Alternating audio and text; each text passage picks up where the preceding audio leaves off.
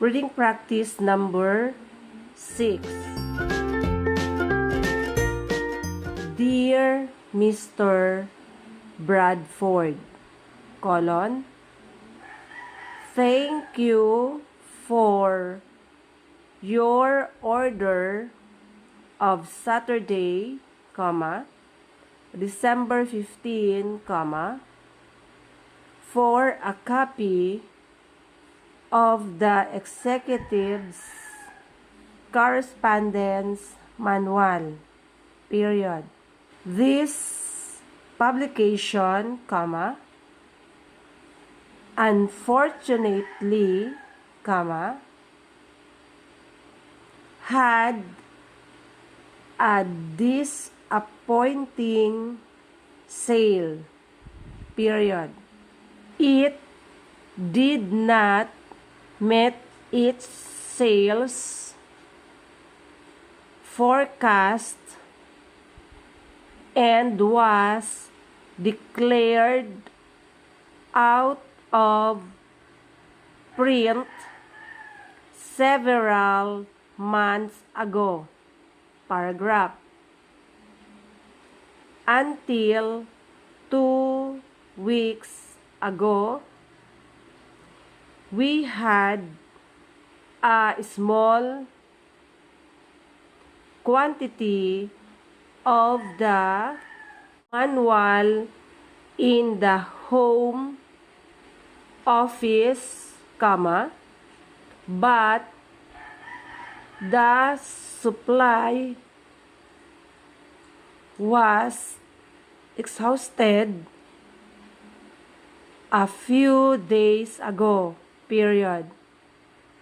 I also checked with our warehouses in Chicago, New York, and Fort Worth, but my efforts met with no success, period. Furthermore, even the author could not furnish us with a copy, paragraph. I have an idea, Mr. Bradford, that you will readily be able to obtain a copy from the General Publishing Company on 4th Street in Fort Collins, which specializes in used books, period. They also usually carry a stock of books that have been declared out of print, period. About 2 weeks ago, they filled an order for us for a unique book that a good customer wished to purchase, paragraph. I am sorry, we cannot give you more health information at this time, period. Sincerely yours, Reading practice number 7. Dear Miss Artford, 2 days ago, Miss Hartford, I became your personal banker, period. Your former personal banker, comma, Mrs. Mildred Ford, comma, left us a week ago and accepted a responsible position with the federal government in Albany. Paragraph. I am here to furnish you with any information you need and to answer whatever questions you may have about your account, comma, our services, comma, and any other financial matters. Paragraph. Please stop in during your lunch and sometime soon, comma, Miss Hartford, period. I would appreciate the opportunity of meeting you informally and having a discussion with you, period. Sincerely yours, comma. Reading practice number 8. Dear Mrs. Overmeyer, colon, at the Worth Furniture Store, we do more than sell furniture that is comfort, comma, has character, comma, and represents extraordinary value, period. Throughout our years in the furniture business, we have been selling gracious living, paragraph. The family that purchases furniture from us also obtains the advantage of having the services of a practical, comma, experienced, comma, and skillful designer, period.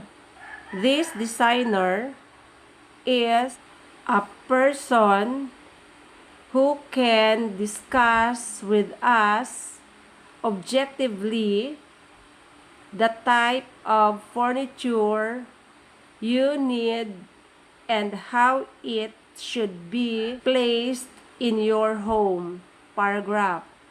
We suggest that you call us to request a definite appointment with a designer, period. Your call will, comma, of course, comma, place you under no obligation, period. Sincerely yours, comma. Reading practice number 9. Dear Mr. Ahern, colon, when you purchase furniture from the Royal Furniture Company, there is never any charge for the services of our world-famous designers, period. Furthermore, comma, there is no charge for their well-recognized talent, period. When you buy furniture from us, the only thing you pay for is the furniture you buy and nothing else. Paragraph. Isn't this the type of furniture company you would like to deal with? Question mark. We think it is, period. Come in the next time you are in the area and let us describe all our services to you personally, period.